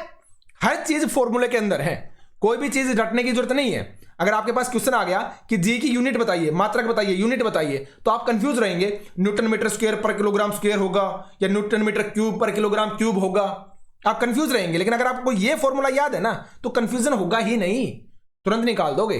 तो इसलिए बोल रहा हूं इनको अलग से लिख लेना और बार बार रिवाइज कर लेना बस, ठीक है। अब चलिए क्वेश्चन पे लौटते हैं हम, ठीक है। ये मैंने थोड़ा सा एक्स्ट्रा बता दिया था बीच में आपको। अब क्या निकालना था हमें, एफ की वैल्यू, गुरुत्वाकर्षण बल निकालना था सूर्य और पृथ्वी तथा सूर्य के बीच में। तो कैसे निकालोगे आप, एफ एस इक्वल टू क्या हो जाएगा, फॉर्मूला तो ये है आपका, पुट कर दो बस, पुट कीजिए वैल्यू को आप। जी की वैल्यू क्या है 6.673 इंटू 10 की पावर 11 -11, ठीक है, इंटू में एम ए की वैल्यू क्या है 6 इंटू में 6 इंटू 10 की पावर 24 मल्टीप्लाई में एम एस की वैल्यू क्या है 2 इंटू 10 की पावर 30, यही तो है। अब डिवाइड में क्या करोगे आप, इसका स्क्वायर यानी कि 1.5 इंटू 10 की पावर 11 इसका स्क्वायर। अब कट तो आपको करना आता होगा, नॉर्मल सी बात, आप इजीली कर भी लोगे। वैसे भी अगर मैं आपको बता देता हूं, देखो यहां पे 10 की पावर 24 है, यहां पे 10 की पावर क्या है आपकी 30 है, यही गिवन है ना। अगर मैं इसको आगे सोल्व करके आता हूं तो आपको मैं बता देता हूं, देखो आप 6.673 इंटू में देखो यहां पे 10 की पावर -11 है और यहां पे क्या है 30 और 24 कितनी हो गई 44 हो गई, 30 ये है और आपके 24 ये है, तो 30 और 20 50 और 54, लेकिन 54 में से आप 10 की -11 हटा भी सकते हो, तो क्या बचेगा 10 की पावर 43 बचेगा ना, तो ये बच गया, इतना बच गया आपको। और मल्टीप्लाई में क्या करोगे, यहां पे ये 6 है और यहां पे ये 2 था, तो 6 दूनी 12 भी आपको करना पड़ेगा। और डिवाइड में क्या करोगे, डिवाइड में आ जाएगा आपका, इसका स्क्वायर करना है आपको, 1.5 15 का स्क्वायर क्या होता है 225 होता है, 2 के बाद दशमलव लगाओगे तो 2.25 यही करोगे ना, इंटू में 10 की पावर क्या करोगे 22 करोगे। और जब आप इसको कंप्लीटली सोल्व करते हो ना, तो अब ये 10 की पावर 22 है, ये ऊपर जाएगी, तो ऊपर जाएगी तो 43 में से घटेगी, आपको अच्छे से पता है, तो ऊपर क्या बचेगा, नॉर्मल सी बात है, यहां पे क्या बच जाएगा, इसको अगर मैं माइनस करूंगा तो 10 की पावर 21 बनेगी ना।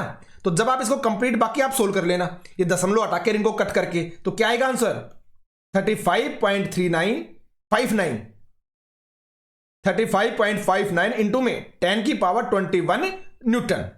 अब न्यूटन क्यों लगाया, क्योंकि फोर्स किस में होता है आपका, न्यूटन में ही तो होता है ना, तो फोर्स न्यूटन में होता है, इसलिए हमने न्यूटन लगा दिया, ठीक है। तो याद रखिएगा भैया आप इस बात को। तो ये आपका क्वेश्चन नंबर 9 था। अगर समझ में ना आए तो 2 से 3 बार वीडियो को देखना, इजिली 100% आपको चीजें समझ में आएंगे ही आएंगी, ठीक है। चलिए आगे बढ़े, चलिए आगे देखते हैं भाई। नेक्स्ट है आपका कि कोई पत्थर, कोई नहीं, कोई पत्थर की ई लिख दिया इन्होंने, ठीक है। कोई पत्थर 100 मीटर ऊंची मीनार, 100 मीटर ऊंची किसी मीनार की चोटी से गिराया जाता है, और उसी समय कोई दूसरा पत्थर 25 मीटर पर सेकंड के वेग से ऊर्ध्वाधर दिशा में ऊपर की ओर फेंका जाता है। तो परिकलन कीजिएगा, निकालिए कि याद कीजिए कि दोनों पत्थर कब और कहां पर मिलेंगे, यह आपसे पूछा गया है। आपको यह बताना कि दोनों पत्थर कब मिलेंगे और कहां पे मिलेंगे। अब देखो आप, अगर मैं ऊपर जाने वाला जो पत्थर है, ऊपर से जो आप पत्थर फेंक रहे हो ना दीवार ऊपर की जो चोटी की मीनार से, ये मान लो कोई चोटी है, 100 मीटर ऊंची है, ये 100 मीटर है इसकी ऊंचाई, ठीक है। इसके ऊपर से आप कोई पत्थर फेंक रहे हो ना, पत्थर, तो ऊपर से फेंके जाने वाले पत्थर के लिए लिख रहा हूं मैं आपको, ठीक है। तो पहले तो आप ये मान के चलना कि दोनों जो पत्थर है ना वो ऊपर x मीटर की दूरी पर मिलते हैं। हमने लेट कर लिया, मान लिया हमने कि दोनों पत्थर कब मिले, x मीटर की दूरी पर मिले। कहां पर मिले, x मीटर की दूरी पर। तो हमने ये लेट कर लिया, मान लिया कि माना दोनों पत्थर कहां पर मिलते हैं, x मीटर की ऊंचाई पर मिलते हैं। x मीटर की दूरी या ऊंचाई बोल दीजिए आप, दूरी पर मिलते हैं। ये हम लेट करके चल रहे हैं भाई, दूरी पर मिलते हैं, ठीक है। अब मैं क्या करूंगा, यहां से आपने एक पत्थर ऊपर की तरफ फेंका है और एक ऊपर से नीचे की तरफ आ रहा है, ऐसा ही आपने किया है ना। तो सबसे पहले मैं लिख रहा हूं ऊपर से फेंके जाने वाले पत्थर के लिए, ऊपर से फेंके जाने वाले पत्थर के लिए निकाल रहा हूं मैं, ठीक है। दोनों पत्थर हैं, दोनों पत्थर के लिए अलग अलग हमें निकालना पड़ेगा। तो जो पत्थर आपने ऊपर से फेंका है ना उसके बारे में मैं लिख रहा हूं। तो प्रारंभिक वेग क्या होगा उसका, यानी कि u की वैल्यू क्या होगी आपकी, u की वैल्यू क्या होगी आपकी, 0 होगी, 0 मीटर सेकेंड, 0 मीटर पर सेकेंड, क्योंकि ऊपर से आप फेंक रहे हो ना तो स्टार्टिंग में तो 0 है। और गुरुत्वाकर्षण त्वरण g की वैल्यू क्या होगी, 9.8 मीटर पर सेकेंड स्क्वायर, यही होगी। और दूरी की उसने किसने तय की है, x मीटर, क्योंकि हमने x मीटर मानी है। तो s की वैल्यू क्या होगी, दूरी की वैल्यू क्या होगी आपकी, x मीटर होगी, यही होगी ना। अब एक बात बताइए मुझे, यहां से हम क्या निकाल सकते हैं, x की वैल्यू निकाल सकते हैं। देखो यहां पे अगर मैं क्या करूंगा कि हम क्या जानते हैं, s equal to ut plus में हाफ 80 स्क्वायर, हाफ 80 नहीं gt स्क्वायर, क्योंकि g लेंगे ना यहां पे हम।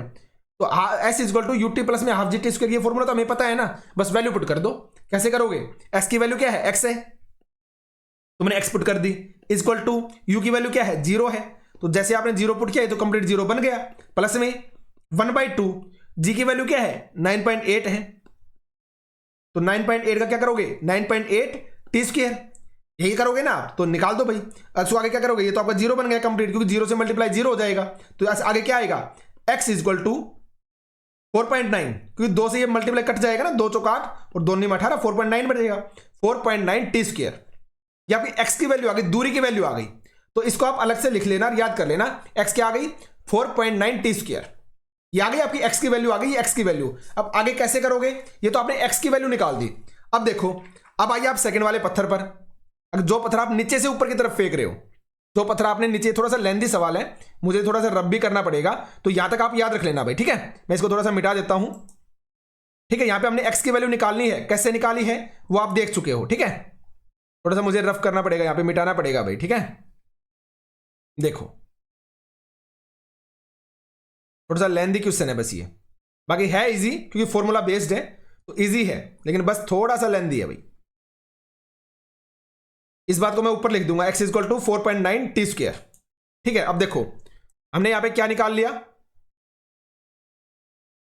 हमने x की वैल्यू निकाल दी। यहां पे जो पत्थर ऊपर से नीचे आ रहा था ना उसके लिए x क्या है आपकी दूरी मानी थी हमने, 4.9 टी स्क्वायर। यहां तक हम आ चुके हैं। अब मैं यहां पे क्या करूंगा, एक पत्थर आप नीचे से ऊपर भी तो फेंक रहे थे, नीचे से ऊपर फेंके जाने वाले पत्थर के लिए, तो आप नीचे से ऊपर की तरफ जो पत्थर फेंक रहे हैं ना, अब उसके लिए हम निकालेंगे, क्या निकालेंगे। अब आपको पता है उसका प्रारंभिक वेग क्या है, उसमें दे रखा है किस वेग से फेंका है, 25 मीटर पर सेकंड के वेग से फेंका है। यानी यू की वैल्यू क्या होगी, 25 मीटर पर सेकंड, ठीक है। जी की वैल्यू क्या लोगे, आपको क्या लेनी पड़ेगी, 9.8 मीटर पर सेकंड स्क्वायर, लेकिन क्या लोगे माइनस में, क्योंकि ऊपर की तरफ फेंक रहे हो आप। इस बात को कभी मत बोलना, मैं बता रहा हूं आपको, ठीक है। और अब तय की गई दूरी क्या होगी, एस की वैल्यू क्या आएगी, जब आप ऊपर की तरफ फेंक रहे हो तो एस की वैल्यू क्या आएगी, क्योंकि एक्स के ऊपर तो वो मिल गए हैं, आपको पता है ना, एक्स दूरी पर तो वो मिले हैं ना, हमने ये चीज ऊपर माननी है। तो एक्स की दूरी क्या होगी भाई, 100 में से आप एक्स को घटा दो, 100 में से क्या करोगे, 100 में से आपको एक्स मीटर घटाना पड़ेगा, यही तो दूरी होगी, इसी दूरी के ऊपर वो जाकर मिल रहे हैं ना। तो एक्स की वैल्यू क्या होगी, 100 माइनस एक्स होगी, क्योंकि टोटल ये आपकी 100 थी, ऊपर से वो आपका आ रहा था, हमने ऊपर मान लिया था कि वो एक्स दूरी पर एक दूसरे से मिलते हैं, ठीक है। ये चीज हमने माननी थी। तो यहां पे जो पत्थर आप नीचे से ऊपर फेंक रहे हो उसने कितनी दूरी तय की, 100 माइनस एक्स मीटर। इस तरीके को आप समझना, इस लॉजिक को आप समझना, 100 माइनस एक्स क्यों लिया है मैं बता चुका हूं। 100 मीटर आपकी टोटल दूरी थी और हम ऊपर मान चुके कि एक्स मीटर पे वो मिलते हैं, तो एस की दूरी क्या होगी 100 माइनस एक्स हमें लेनी पड़ेगी नीचे से जो ऊपर आप पत्थर फेंक रहे हो ना उसके लिए, ठीक है, क्योंकि ऊपर वाले ने एक्स दूरी पर तो हम मिले हैं, तो 100 माइनस एक्स मीटर एस की दूरी हो गई। समझ में आ गया? अब देखिए सेम फॉर्मूला, एस की वैल्यू क्या होती है यूटी प्लस में half G T square, UT plus half G T square, यही तो होती है एस की वैल्यू, हमें हमने निकाला था, तो वही पुट कर दो बस दोबारा से। अब यहां पे एस की वैल्यू क्या है 100 माइनस एक्स, पुट करो भाई 100 minus x is equal to में क्या करोगे, यू की वैल्यू क्या है 25, तो 25 टी प्लस में 1/2, यहां पे क्या लगोगे जी की वैल्यू माइनस 9.8 और उसके बाद टी का स्क्वायर, ऐसा ही करोगे, आगे करो भाई। अब ये 100 माइनस में क्या करोगे आप, अब नॉर्मल सी बात है, इसको जब आप सोल्व करते हो तो 2 से 2 ये कैंसिल हो जाएगा, 4.9 आएगा माइनस का, तो ये इधर लेके आ जाओ आप इसे, यहाँ पे एक्स, यहाँ पे इधर क्या करें इन्होंने, देखिए ये समझ में आ गया ना, यहां तक 2 चौक 8 2 18, तो ये 4.9 बन जाएगा ना, यहाँ पे इसको कट कर दिया मैंने ऊपर ही, और यहाँ पे क्या करोगे आप एक्स की वैल्यू पुट कर दो ऊपर जो हमने निकाली थी, तो एक्स की वैल्यू हमने क्या निकाली थी ऊपर 4.9 टी स्क्वायर, यही तो हमने ऊपर वैल्यू निकाली थी एक्स की वैल्यू जो हमने स्टार्टिंग में लिख रखी है, ये वाली 4.9 टी स्क्वायर, यही तो एक्स की वैल्यू थी, हमने पुट कर दी भाई यहाँ पे कि 100 minus 4.9 t square is equal to में 25 टी माइनस में 4.9 टी स्क्वायर, ठीक है, ये हमने पुट कर दी यहाँ पे। अब नॉर्मल सी बात है, इससे ये कैंसिल हो गया, बचा क्या 100 इज इक्वल टू 25 टी, तो यहां से टी की वैल्यू क्या आ गई आपकी 4 सेकेंड आ गई। तो पहले तो हमने ये निकाल दिया कितनी दूरी पर मिलेंगी, ठीक है, कितनी दूरी पर, और उसके बाद हमने क्या निकाला कि कितने समय के बाद मिलेंगी, तो 4 सेकंड के बाद मिलेंगी। अब हमें ये दूरी और निकालनी थी कितनी दूरी पर, क्योंकि हमने एक्स के रूप में निकाली थी, तो हमें तो नंबर में चाहिए ना, तो क्या था वो x is equal to 4.9 t square, तो टी की वैल्यू पुट कर दो बस, 4.9 इंटू में टी की वैल्यू क्या है आपकी 4 है ना, 4 इंटू 4, जब आप इसको मल्टीप्लाई करोगे तो 4 चौक 16, तो 4.9 को 16 से मल्टीप्लाई कर दो, जब आप मल्टीप्लाई करते हो तो क्या आएगा ये 78 और पॉइंट में 4 मीटर, क्या आया 78 पॉइंट में 4 मीटर आएगा, ठीक है। अगर वो आगे ये पूछ रहे हैं ना आपसे कि नीचे से दूरी बताइए, ये तो ऊपर से दूरी होगी आपकी कि इतनी दूरी पर ये मिलती हैं, लेकिन अगर वो नीचे से दूरी पूछ रहे तो कैसे निकालोगे आप, नीचे से दूरी तो निकाली थी हमने, ये पत्थर वाली जो हमने ये मानी थी s equal to 100 minus x, तो 100 में से आप 78.4 को माइनस कर दो, क्या जाएगा 21.6 मीटर आ जाएगा। समझ में आ गई बात? तो इस तरीके से इस क्वेश्चन को आप करोगे।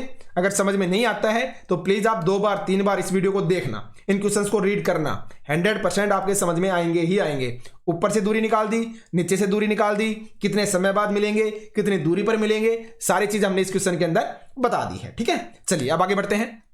अब क्वेश्चन नंबर 11 है आपका, इसको मैं कर देता हूं यहां से, ऊपर वाले क्वेश्चन का पार्ट है ना ये, ठीक है। समझ में आ गई बात? चलिए अब देखते हैं हम। देखो अब यहां पे अगर आप यहां पे देखते हो तो ऊर्ध्वाधर दिशा में यानी कि ऊपर की ओर फेंकी गई एक गेंद 6 सेकंड के पश्चात फेंकने वाले के पास वापस लौट आती है, यानी कि टोटल 6 सेकंड का समय लेती है ऊपर जाने में और नीचे आने में, दोनों समय है ये, क्योंकि इसने ये बोला ना ऊपर फेंकी गई एक गेंद 6 सेकंड के पश्चात फेंकने वाले के पास वापस आती है। जैसे उसने ऊपर फेंकी तो उसने 6 सेकंड लिया और वो नीचे आ गई, तो नॉर्मल सी बात है जितना समय वो ऊपर जाने में लेगी उतना नीचे आने में लेगी, तो 3 सेकंड ऊपर जाने में लिए और 3 सेकंड नीचे आने में लिए, टोटल कितना लिया 6 सेकंड का समय लिया। ये हमने खुद से अपने लॉजिक से निकाल ली ये बात। अब आगे बोला क्या है, क्या निकालना है, यह किस वेग से ऊपर फेंकी गई, यानी वी की वैल्यू आपको निकालनी है, किस वेग से ऊपर फेंकी, ठीक है, आपको ये वैल्यू निकालनी है, वी की नहीं यू की, क्योंकि प्रारंभिक वेग होगा ना उसका, तो हमें यू की वैल्यू निकालनी है यहां पे, ठीक है। पहला तो आपको ये निकालना है, और सेकंड वाला है गेंद द्वारा पहुंची गई अधिकतम ऊंचाई, यानी कि आप डिस्टेंस भी बोल सकते हो, क्या बोल सकते हो आप, डिस्टेंस बोल सकते हो, हाइट बोल सकते हो, तो ऐसी हाइट निकालनी है आपको। और तीसरी है 4 सेकंड के पश्चात गेंद की स्थिति क्या होगी, ये बात भी आपको निकालनी है। कैसे करोगे, एकदम इजी है। देखो प्रारंभिक वेग क्या है, प्रारंभिक वेग का मतलब होता है यू, तो यू की वैल्यू तो आपको निकालनी है, सीधी सिंपल सी है। और प्रारंभिक अंतिम वेग कितना गिवन है, अंतिम वेग v क्या है आपका 0 है, क्योंकि नॉर्मल सी बात है ही नहीं आपका, तो 0 मीटर पर सेकंड हो गया ना आपका अंतिम वेग। अंतिम वेग क्या हो गया 0 मीटर पर सेकंड हो गया, सीधा और सिंपल सा है। आगे देखिए अब लिया गया समय कितना है, अगर मान लो गेंद अधिकतम ऊंचाई तक तय करने में कितना समय लगेगी, गेंद द्वारा अधिकतम ऊंचाई पहुंचने में कितना समय लेती है, टी की वैल्यू क्या करोगे आप 6 सेकंड है और डिवाइड में 2 करोगे तो 3 सेकंड, क्योंकि ऊपर जाने में कितना समय लगेगा 3 सेकंड का समय लगेगा ना, 3 सेकंड नीचे आने में, तभी तो टोटल उसने 6 सेकंड लिए हैं ना। तो ये आपको मैंने यहां पे समझाया था। तो टी की वैल्यू क्या होगी आपके 3 सेकंड होगी। जी का मान क्या लोगे आप, जी का मान आपको -9.8 मीटर पर सेकंड स्क्वायर लेना पड़ेगा। माइनस क्यों लिया? क्योंकि आप ऊपर की तरफ फेंक रहे हो, इस वजह से। इतना समझ में आ गया? कुछ नहीं करना, बस वैल्यू पुट कर दो। फर्स्ट वाला क्या था? फर्स्ट वाला निकालना है किस वेग से ऊपर फेंकी गई, यानी कि v की वैल्यू, u की वैल्यू। तो v क्या होता है? u plus gt। v आपका क्या है? 0 है, आपको अच्छे से पता है। और यहां पे क्या है आपका? ये u की वैल्यू क्या गिवन है? u की वैल्यू, या u की वैल्यू आप ऐसे भी लिख सकते हो ना, या फिर आप ऐसे कर लो। v इक्वल टू क्या होता है? मैं फिर से बताता हूं एक बार। v इक्वल टू क्या होता है? u प्लस में आपका gt, यही होती है ना। अगर मैं यहां से u की वैल्यू निकालूं तो u की वैल्यू क्या होगी आपकी? v माइनस में gt, ऐसा ही लिखोगे ना। तो u की वैल्यू तो आपको निकालनी है। v की वैल्यू क्या गिवन है? 0। माइनस में g की वैल्यू क्या गिवन है? -9.8। और t की वैल्यू क्या है आपकी? 3 गिवन है। तो ये माइनस क्या हो जाएगा आपका? प्लस हो जाएगा। और जब आप 9.8 को 3 से मल्टीप्लाई कर दो भाई, 3 8 24, बच गए 2, 3 9 27 और 2 29, एक के बाद दशमलव है तो लगा दो भाई, 29.4 मीटर। क्या आ गया? आपका आंसर आ गया ए वाले का, कि किस वेग से ऊपर फेंकी गई। तो 29.4 मीटर पर सेकेंड के वेग से ये ऊपर फेंकी गई थी। मिल गया फर्स्ट का आंसर। सेकंड वाला क्या है? कि गेंद द्वारा पहुंची गई अधिकतम ऊंचाई, अधिकतम ऊंचाई निकालनी है, डिस्टेंस निकालनी है। उसके लिए फॉर्मूला क्या होता है? S equal to ut plus में हाफ gt स्क्वायर, यही होता है फॉर्मूला। कुछ नहीं करना, वैल्यू पुट कर दो। अब आपके पास u की वैल्यू भी आ गई। तो u की वैल्यू क्या है आपकी? 29.4 है, ठीक है। t की वैल्यू क्या है आपके पास? 3 सेकंड है, प्लस में 1/2। g की वैल्यू भी आपके पास गिवन है कितनी? -9.8। t की वैल्यू आपके पास ऑलरेडी है 3 का स्क्वायर, यानी 3 × 3। कुछ नहीं करना, सिर्फ और सिर्फ आपको कट करना है, कर दीजिए कट। नॉर्मल सी बात है, इजीली आपका आंसर मिल जाएगा आपको। अब अगर आप इसको कट करोगे तो कीजिए आप। अगर मैं 29.4 को 3 से मल्टीप्लाई करता हूं, क्या आएगा? 88.2 आएगा। 3 चौक 12, 2 3 9 27, 27 3 चौक 12। आप इसको एक बार सोल्व करके देखना भाई, ठीक है। सोल्व करोगे ना तो एकदम एग्जैक्ट आना चाहिए आपका ये। 3 चौक 12, 12 का क्या हो जाएगा आपका? 2 हो जाएगा, बचा 1, 3 9 27 रहेगा 28, बच गए 2, 3 दूनी 6 2 8, एक के बाद दशमलव 88.2 आ गया ना। अब यहाँ पे देखो आगे आप, अब यहाँ पे ये 2 से आप क्या कर दो? कट कर दो भाई। 2 से कट करोगे तो क्या आएगा? 4.9 आएगा ना, माइनस का 3 3 9, तो -4.9 को आप किससे मल्टीप्लाई करो? 9 से मल्टीप्लाई कर दो भाई। तो 9 9 81, बच गए 8, 9 चौक 36, 36 8 क्या होता है आपके? 44, एक के बाद दशमलव भी है, आपने वो भी लगा दिया, और माइनस का साइन है, तो माइनस क्या हो जाएगा? 44.1 हो जाएगा। तो जब आप इसमें से माइनस करते हो 88.2 में से 44.1 को माइनस करो, क्या बचेगा? 44.1 ही तो बचेगा। तो ये क्या आ गया आपकी? मीटर, यानी कि ये आपकी अधिकतम ऊंचाई आ गई, कि जितनी ऊंचाई तक वो जाएगा, ठीक है। अब आपका थर्ड वाला और बचता है कि 4 सेकंड पश्चात गेंद की स्थिति क्या होगी। 4 सेकंड के पश्चात पूछी है कि 4 सेकंड के पश्चात जो गेंद है उसकी स्थिति क्या होगी। 3 सेकंड वो ऊपर जाने में ले रही है और 1 सेकंड वो और नीचे आ जाएगी ना, वहां पे स्थिति पूछी है कि 4 सेकंड के पश्चात जो गेंद की स्थिति होगी ना, वो आपकी क्या होगी, वो आपसे पूछी है। तो कैसे निकालोगे? फिर से करो सेम तरीका। अब देखो, इसको थोड़ा सा रब कर देता हूं मैं। सी वाला जो हमें निकालना है ना, थोड़ी सी जगह चाहिए भाई। तो अगर एक बार में समझ में ना आए ना, तो प्लीज आप 2 से 3 बार समझिएगा। लॉजिक आप समझोगे तो 100% आप चीजों को कर पाओगे। रटना मत, कभी आप ये सोचे कि सेम यही क्वेश्चन मिल जाएंगे। वो हो सकता है जो नंबरिंग है उसको चेंज करके दे, तो आपको कंसेप्ट को समझना है, इनको सोल्व करना आना चाहिए। अब देखो थर्ड वाले में उसने क्या बोला, उसने ये पूछा है कि 4 सेकंड के पश्चात बताओ मुझे। तो हमें तो इतना तो पता है 3 सेकंड वो ऊपर जाने में ले रही है टोटल, और उसके बाद वो नीचे की तरफ चलना स्टार्ट करती है, इतना तो हमें पता है ना। तो यहां पे आप क्या करोगे? देखो आप यू की वैल्यू क्या है? यू है प्रारंभिक वेग 0 होगा, हमें अच्छे से पता है, ठीक है। टी कितना लोगे आप भाई? 4 सेकंड माइनस में 3 सेकंड कर दो। 4 सेकंड माइनस में 3 सेकंड कर दो। 3 सेकंड क्यों कर रहे हैं? तो नॉर्मल सी बात है, हमें ये पता है 3 वो ऊपर जाने में, 3 नीचे आने में। तो हम 1 सेकंड का अगर निकाल लेते हैं तो उसे लास्ट में हम टोटल में से माइनस कर देंगे। मैं समझाऊंगा आपके आगे। देखो यहाँ पे टी क्या लेंगे हम? 4 सेकंड माइनस में 3 सेकंड, यानी 1 सेकंड ले लो आप। अब 1 सेकंड का निकाल लो सिर्फ केवल, ठीक है, ताकि कैलकुलेशन ज्यादा ना बढ़े। जी की वैल्यू क्या लोगे आप? 9.8 मीटर पर सेकंड दोगे, पर सेकंड स्क्वायर। अब यहाँ पे प्लस की क्यों ली है? क्योंकि देखिए हम 1 सेकंड के लिए निकाल रहे हैं भाई। यहां से आपकी मान लो यहाँ पे गेंद थी, कोई भी चीज थी, ऊपर गई, ऊपर जाने के बाद इसने 3 सेकंड का समय लिया, और यहां से जब वो नीचे आने स्टार्ट करके तो 1 सेकंड तक, यहां तक। तो अब तो वो नीचे आ रही है ना, तो नीचे आ रही है तो जी की वैल्यू क्या लोगे आप? प्लस लोगे। ऊपर अगर आप काउंट करते तब आप ये माइनस लेते, लेकिन हम सिर्फ 1 सेकंड का निकाल रहे हैं, तो इसलिए जी की वैल्यू क्या लोगे आप? प्लस लोगे। समझ में आ गया ना लॉजिक? तो जी की वैल्यू आपकी प्लस हो गई। अब एस की वैल्यू क्या होती है? यूटी प्लस में हाफ जी टी स्क्वायर, यही होती है ना, तो निकाल दो भाई। अब यू की वैल्यू क्या है आपकी? 0 है, यू की वैल्यू 0 हो गई, ठीक है। टी की वैल्यू क्या है 1 सेकेंड है, प्लस में क्या करोगे 1/2। जी की वैल्यू क्या हो गई 9.8। टी की वैल्यू क्या है 1 है, इसका स्क्वायर कर दो, ये आपका क्या बन गया 0 बन गया। इसको करो आप, तो क्या आ गया आपका ये 4.9 नहीं आ गया 4.9 मीटर। तो ये आपका 1 सेकंड के लिए आया है, और हमें किसके लिए चाहिए, यानी कि गेंद ऊपर से 4.9 मीटर की दूरी पर होगी, ऊपर से 3 सेकंड इसने ऊपर जाने में लिया, और जब ये वापस आएगी ना तो यहां पे होगी ये, और ये दूरी कितनी है 4.9 मीटर। तो अगर मैं नीचे से बात करूं तो नीचे से गेंद की ऊंचाई कितनी होगी, नीचे से गेंद की ऊंचाई अगर मैं आपसे पूछता हूं तो टोटल कितनी दूरी थी 44.1 नहीं थी जो हमने स्टार्टिंग में निकाली थी 44.1, तो इसमें से माइनस कर दो आप 4.9, क्योंकि ऊपर से आपकी इतनी है 4.9, तो नीचे से आपकी टोटल कितनी थी 44.9 थी, 44.1 थी, तो माइनस कर दो 4.19 को, तो क्या बचेगा आपके पास 39.2 मीटर। ये क्या जाएगा आपका आंसर आ जाएगा कि 4 सेकंड के पश्चात जो गेंद की स्थिति होगी ना वो इस स्थिति के ऊपर होगी। तो इस बात को आप अच्छे से याद रखोगे भाई, ठीक है, समझ में आ गई बात, क्योंकि यही हमसे पूछा गया था। तो आपका आंसर क्या जाएगा 39.2 मीटर। कैसे निकाला, क्योंकि हमने 1 सेकंड का निकाल दिया, क्योंकि 3 सेकंड वो ऊपर जाने में ले रही है, 1 सेकंड वो नीचे यहां तक पहुंच जाएगी वो, तो ये दूरी हमने निकाल दी थी 4.9 मीटर। तो नीचे से हमने टोटल दूरी जैसे निकालें, कैसे, टोटल दूरी जो हमारी है 44.1, उसमें से 4.9 को हमने क्या कर दिया माइनस कर दिया, तो इतनी दूरी उसकी बची हुई है नीचे से। इतनी दूरी अगर वो कवर कर लेगी तो नीचे पहुंच जाएगी। समझ में आ गई ना बात, क्योंकि ये भी आपके 44.1 थी ना, और ये भी आपके 44.1 है, तो नीचे से कितनी बची, इतनी तो बचेगी। समझ में आई ना बात, तो ये आपका आंसर हो जाएगा। तो ये क्वेश्चन आपका कौन सा था, क्वेश्चन नंबर 11। अगर समझ में ना आए तो 2 बार प्लीज आप इसको देखिएगा, आप इजीली समझ जाओगे। अब नेक्स्ट देखो भाई 12 नंबर क्वेश्चन को देखो आप, कि 50 ग्राम के इसी पदार्थ का आयतन क्या दे रखा है 20 सेंटीमीटर क्यूब दे रखा है। आयतन किसमें होता है, वॉल्यूम किसमें होता है, क्यूब के अंदर। और यदि पानी का घनत्व 1 ग्राम पर सेंटीमीटर क्यूब है तो पदार्थ तैरेगा या डूबेगा। तो एक बात बताओ, तैरने और डूबने वाला जो कंसेप्ट है, नॉर्मल सी बात है, जिसका घनत्व ज्यादा होगा वो तैरेगा।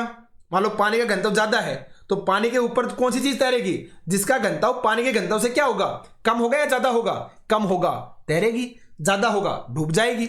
मैंने क्या समझाया, मैंने क्या बोला है, मान लो आपके सामने ये पानी है और पानी का कोई घनत्व है, तो इसके ऊपर कोई वस्तु है, ये मान लो ये तैरेगी या डूबेगी, कैसे डिपेंड करेगा, इस वस्तु के घनत्व पे। अगर इसका घनत्व हल्का होगा ना पानी के घनत्व से तो तैरेगी, और पानी के घनत्व से ज्यादा घनत्व होगा तो डूब जाएगी। सीधा और सिंपल सा लॉजिक है। अब यहां पे क्या पूछा था, देखिए आप, अब यहां पे हमें निकालना पड़ेगा क्या, पहले हमने घनत्व निकालना पड़ेगा कि पानी का घनत्व तो आपको गिवन है।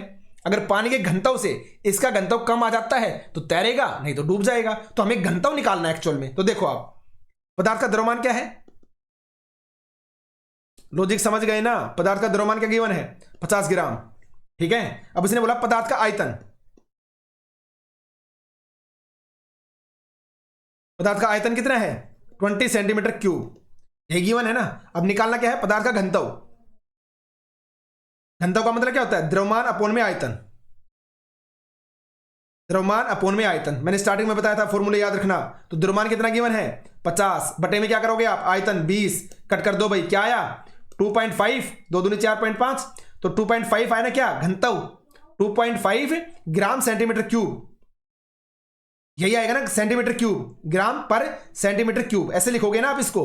तो क्या आया, ये पानी के घनत्व से कम है ज्यादा है, पानी के घनत्व से ज्यादा है। और अगर पानी के घनत्व से ज्यादा आया है पदार्थ का घनत्व तो पानी में क्या करेगा, डूब जाएगा। तो आंसर क्या आएगा, ये डूबेगा भाई, सीधा और सिंपल सा लॉजिक है, ठीक है। तो 12 नंबर आ गया आपको समझ में, एकदम इजी था, फॉर्मूला बेस्ड है एकदम, बस कंसेप्ट को समझना था कि घनत्व अगर ज्यादा होगा तो डूब जाएगा, घनत्व अगर पानी के घनत्व से कम होगा तो तैरेगा। फिर से बताऊं, अगर पानी का घनत्व जो है, अगर पदार्थ का जो घनत्व है पानी के घनत्व से ज्यादा होगा तो डूब जाएगा, अगर पदार्थ का घनत्व पानी के घनत्व से कम है तो तैरेगा।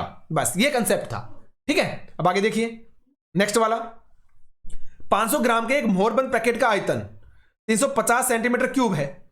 पैकेट 1 ग्राम सेंटीमीटर क्यूब पर सेंटीमीटर क्यूब घनत्व वाले पानी में तैरेगा या डूबेगा, और इस पैकेट द्वारा विस्थापित पानी का द्रव्यमान कितना होगा, यह भी आपको निकालना है। तो कैसे करोगे, देखो वही लॉजिक आपका, पैकेट का द्रव्यमान कितना गिवन है। अगर मैं पैकेट के द्रव्यमान की बात करूं तो पैकेट का द्रव्यमान कितना गिवन है 500 ग्राम गिवन है, ठीक है। पैकेट का आयतन कितना है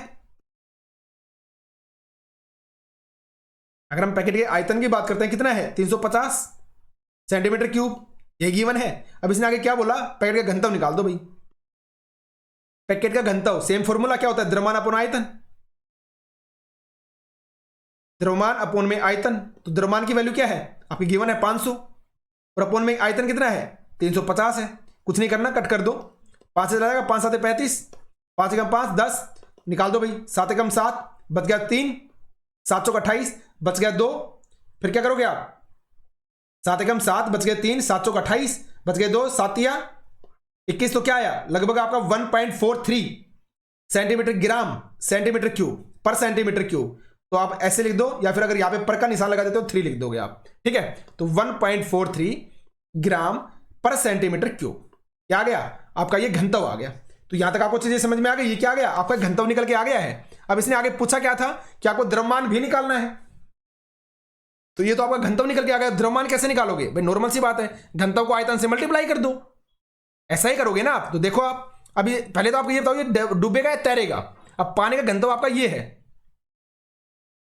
पानी का घनत्व आपका 1 है और इसका है 1 से ज्यादा, तो तैरेगा या डूबेगा, नॉर्मल सी बात है डूब जाएगा, डूब जाएगा ना। तो नॉर्मल सी बात है, अब क्या निकालना था कि विस्थापित पानी का द्रव्यमान,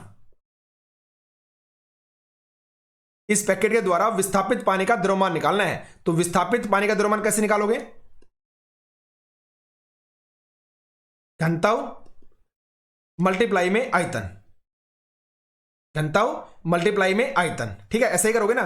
तो घनत्व कितना है आपका 350 था, आपको अच्छे से पता है ना। आयतन कितना था 350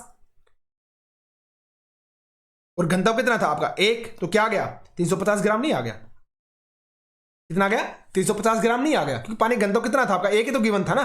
तो 350 आपका आयतन हो गया और घनत्व क्या हो गया आपका 1 हो गया। तो 350 इंटू में क्या हो गया 350 ग्राम, ठीक है। ये वाला घनत्व मत ले लेना, ठीक है, ये घनत्व आपके पैकेट का है, ठीक है, और घनत्व हमें किसका लेना है पानी वाला। तो 350 इंटू में 1 क्या हो गया 350 ग्राम, ठीक है। तो ये आपके क्वेश्चंस थे भाई, तो चैप्टर है, ये चैप्टर के आपके क्वेश्चंस थे।